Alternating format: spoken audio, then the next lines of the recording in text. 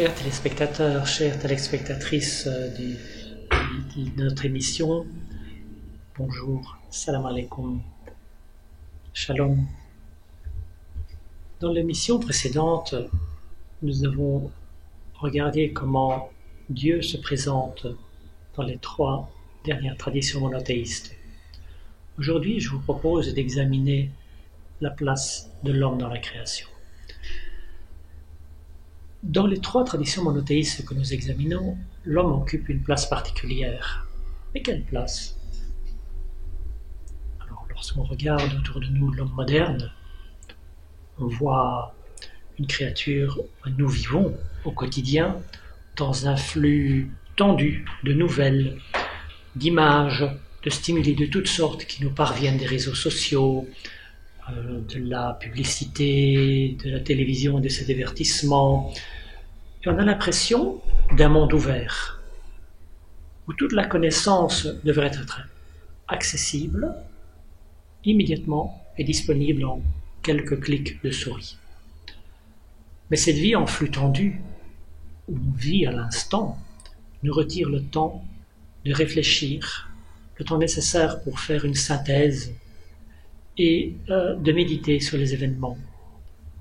Tout devient presque immédiatement obsolète.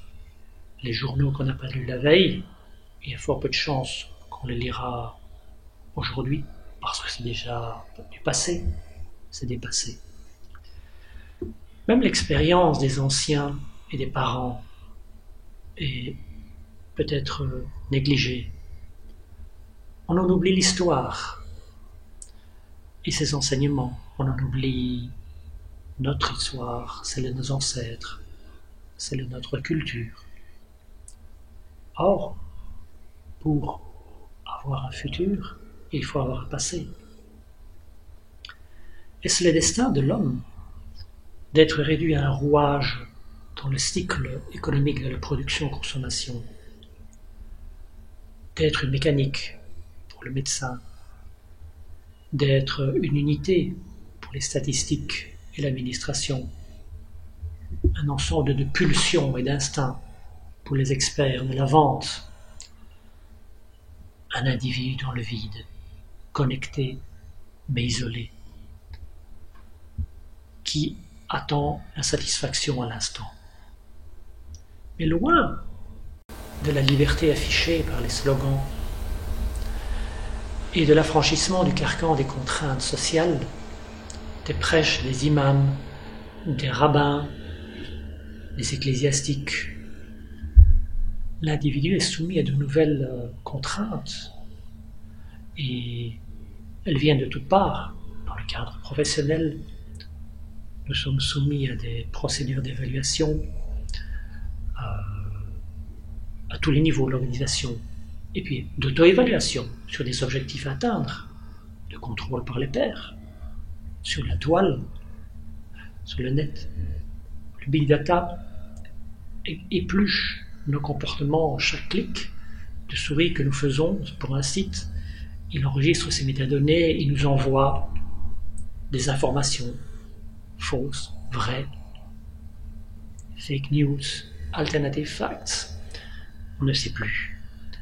Et puis, ça joue de nouvelles addictions, celle de la mode, de l'image de soi sur les réseaux sociaux, de besoins constamment créés pour de nouveaux produits, étiqueter de nouvelles recettes, nouvelles formules.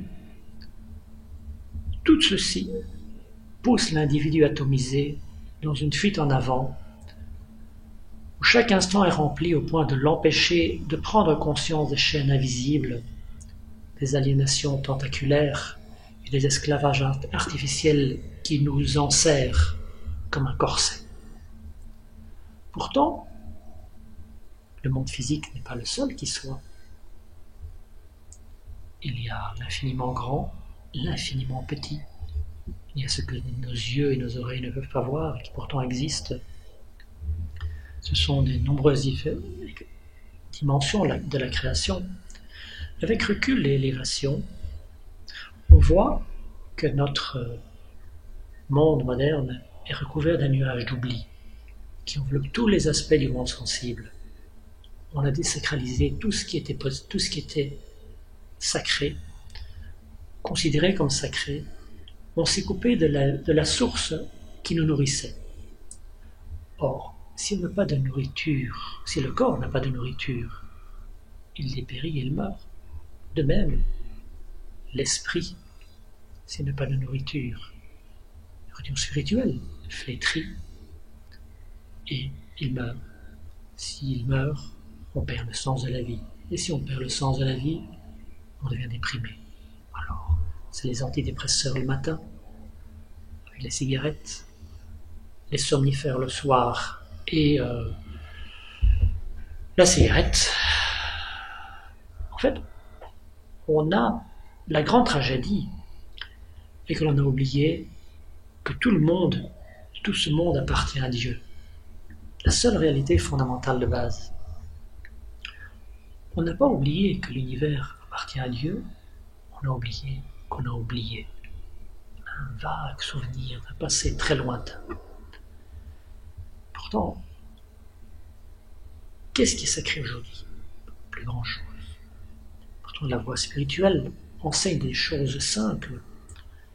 Et ces choses simples changent la vie. Changent la vie pourquoi? Parce que Dieu est simple essence. Et par l'augmentation de l'invocation, qui est la nourriture du cœur, de la prière, on retourne à l'essence. On redécouvre la simplicité de ce qui est. Ces fondements de la réalité ne sont pas complexes, ce n'est pas facile, mais c'est simple.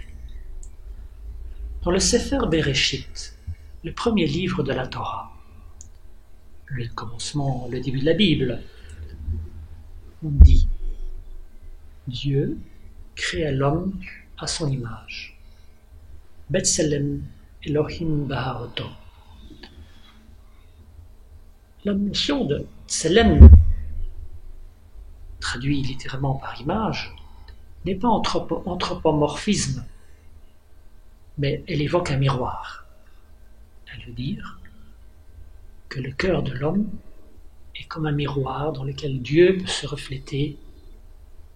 C'est une potentialité.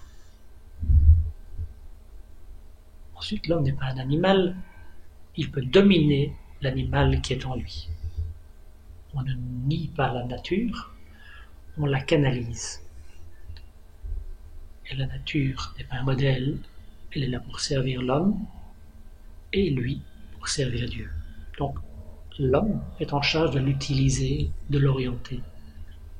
Mais Dieu a créé l'homme à son image, en faisant de lui un co-créateur dans un monde inachevé. L'homme peut s'élever en contribuant par son travail dans la nature, il peut contribuer et se hausser par cela à l'image de Dieu. C'est un projet pour lui, un horizon. Et la condition de l'homme n'est pas achevée. Elle est embryonnaire dans la mesure où la créature est appelée à son accomplissement. Le temps de l'histoire humaine est le temps laissé à l'homme pour se faire ou se construire jusqu'au jour du jugement. Jusque-là, nous pouvons revenir d'une voie que nous avons entreprise erronément pour aller dans un autre sens. Nous faisons parfois des choix et parfois des erreurs. Et ça, jusqu'au jour du jugement, Yom Eldin, le jour du jugement dernier, où les attributs de miséricorde et de pardon rencontreront ceux de justice et de rigueur. Dans la notion de Tselem, la notion de Tselem voisine dans le texte avec la notion de couple, comme pour dire que l'image de Dieu réside dans cette partition en deux identités sexuelles de l'humanité. Zachar ou Nocheva Bahahotam, masculin et féminin, il les a créés. Dans le Coran, la notion de créer à son image est présentée de la façon suivante. Dieu dit aux anges, je vais créer un homme d'argile, extrait d'une boue malléable, et dès que je l'aurai harmonieusement formé et lui aurai insufflé mon esprit. Donc il dit وَإِذْ قَالَ رَبُّكَ لِلْمَلَائِكَةِ إِنِّي خَالِقٌ بَشَرًا مِنْ صَلْصَالٍ مِنْ حَمَإٍ مَسْنُونٍ فَإِذَا سَوَيْتُهُ وَنَفَخْتُ فِيهِ مِنْ رُوحِي. Donc il dit, j'aurais façonné Adam, cette créature, et j'aurais insufflé en lui de mon esprit. Après la création de l'homme par Dieu, examinons notre raison d'être, ou l'invitation qui lui est faite de le connaître. Le premier des 10 commandements, comme on les appelle dans la tradition chrétienne, ou Aseret Debirot, les 10 paroles, Deber, voulant dire en hébreu qualificatif pour ce qui est divin, les 10 paroles dans la tradition juive, ce qu'on a sur les tables, al-alwah, dans la tradition musulmane, il dit « Je suis l'Éternel ton Dieu ». Premier commandement. Anochi Adonai Elohecha. Où est le commandement dans cette phrase? À la différence des autres commandements, où il dit « Tu ne tueras point, tu ne voleras point, tu ne seras point parjure ». L'instruction, l'ordre, le commandement est clair. Ça veut dire, ici, nous devons savoir que Dieu est, et il nous invite à le connaître par la connaissance, à établir une relation avec lui. C'est à nous de connaître Dieu, mais ce n'est pas imposé. C'est un choix librement consenti. C'est dans le Coran, on trouve cela dans le verset qui suit le verset du trône. La ikra fid din. Point de contrainte en religion. Nous sommes libres de répondre à l'appel du divin. Et dans le Coran, une réponse claire est donnée à la raison de notre existence. C'est un projet pour la vie, un travail quotidien et une vigilance de chaque instant. Il est dit dans le Coran, Dieu dit, nous avons créé les génies, les djinns et les hommes que pour qu'ils m'adorent. وَمَا خَلَقْتُ الْجِنَّ وَالْإِنسَ إِلَّا لِيَعْبُدُونِ. Et le premier commandement continue par « Je suis l'Éternel ton Dieu » et il continue en disant « Qui t'a libéré de l'esclavage en te faisant sortir d'Égypte » Asher otsetika meheretz mitzrahim mibet avadim. La Bible dit à chacun de nous qu'il nous faut sortir chaque jour d'Égypte, ou plutôt sortir l'Égypte qui est en nous, parce que chaque jour est une occasion d'aliénation, que nos tâches quotidiennes étouffent l'espace d'adoration. Et une autre recommandation nous est adressée dans l'Ecclésiaste, l'Ecclésiaste Kohelet en hébreu, qui attribue au prophète Salomon, le bâtisseur du premier temple de Jérusalem. La tradition rabbinique veut que le prophète Salomon s'y exprime, qui est l'auteur des psaumes, s'y exprime sur les vanités de la vie. Et il termine à l'avant-dernier verset de l'Ecclésiaste par cette phrase qui s'adresse à l'homme. En conclusion, crains Dieu, respecte ses commandements, tel est le sort de l'homme. Sauf tavarat kol nishma, eta Elohim iravet mitzvot tashmor, kize kol adam. C'est le souffle divin que nous devons et que nous pouvons redécouvrir en nous. Éveiller cette étincelle qui est en nous et fait de l'homme, cette étincelle divine qui est en nous et qui fait de l'homme une créature à part dans l'univers. C'est le but de toutes les pratiques spirituelles, d'éveiller cette étincelle de la vivifier et de l'alimenter de telle sorte qu'elle nous transforme. Et une des énergies qui jaillit de cette transformation est l'amour. Il faut gérer cette énergie pour en faire profiter notre environnement et le monde. Et rappelons que tout être humain en lui cette étincelle. C'est ça la notion du Selem, l'homme miroir, ou cette ruh divine, cet esprit mis en l'homme. C'est la conscience divine donnée en cadeau à l'humanité. Et si elle est utilisée avec bienfait, elle incarne la volonté de Dieu sur terre. Nous avons tous des épaisseurs de ténèbres en nous, des scories, des zones d'ombre, mais nous sommes faits de lumière. Lorsque l'humain se tourne vers Dieu, sa lumière, à ce moment-là, est multipliée par 10, par 100 et il irradie. Et le plus grand mystère dans notre monde est le mystère de notre nature divine. L'homme contient le secret de Dieu. Et le plus grand mystère est que cela nous est voilé. Tout voyage spirituel consiste à dévoiler ce premier mystère de l'existence et d'éveiller cela en notre conscience. En préparant cette émission, j'étais accroché à ma lecture par un verset du Coran. Dans Surat Yassine, il est dit « وَنَسِيَ خَلْقَهُ » et l'homme oublie sa création. Et le grand mystère, c'est que nous avons oublié. Et la plupart des humains vivent dans cet état d'insouciance. La plupart arrivent au monde et oublient rapidement le monde de lumière d'où ils viennent.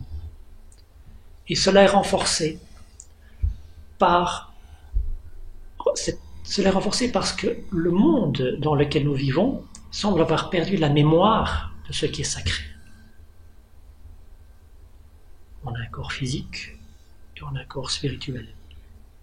Dans la tradition chrétienne, on parle de spiritus, sanctus, corpus, l'esprit, l'âme, le corps.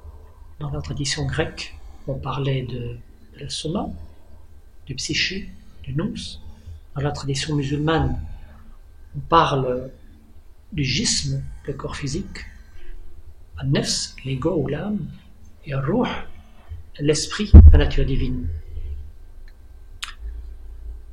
Donc on a une conscience physique qui nous donne accès au monde par la voie de nos sens physiques, mais on a une conscience spirituelle.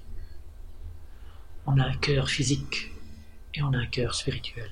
Mais celui-ci est dormant chez la plupart. Et lorsqu'il est activé par la prière, la vocation, le cœur s'éveille à un niveau de conscience supérieur. Ce qui est le retournement du cœur dans la tradition orthodoxe, ou la taouba dans la tradition musulmane, par lequel le centre spirituel du cœur commence à vibrer, ce qui vous donne accès à ce niveau supérieur de la conscience. Dieu guide vers lui qui il veut. Alors, vous ne désireriez pas Dieu si vous ne saviez pas ce qui vous manque. Si vous viviez dans un état de complète insensibilité à une dimension spirituelle, pourquoi désireriez-vous Dieu? Mais nous pouvons faire un travail préliminaire, par une purification, en vivant avec l'attitude appropriée et l'aspiration, qui est l'orientation vers Dieu. L'orientation dans la tradition juive, Kavanah, correspond à l'expression « ne cherchez pas l'eau quand vous avez soif ». L'aspiration est une grâce de Dieu en vous, et c'est elle qui vous ramène à lui. Si Dieu vous regarde et touche votre cœur de sa présence, cela éveille la nostalgie dans le cœur. Cela réveille la nostalgie de vos origines, et c'est le début du voyage spirituel. Alors la vérité écrite devient vérité vivante la vérité lue devient vérité vécue. C'est l'éveil à vivre notre nature divine. C'est le secret caché au plus profond de chacun d'entre nous. Et dans la prochaine émission, je vous propose d'examiner la relation de l'homme avec le Créateur, d'examiner la prière. D'ici là, je vous souhaite à tous santé, succès, beaucoup de bonnes choses. À bientôt, chers téléspectateurs, téléspectatrices. Salam alaikum. Bonsoir. Shalom.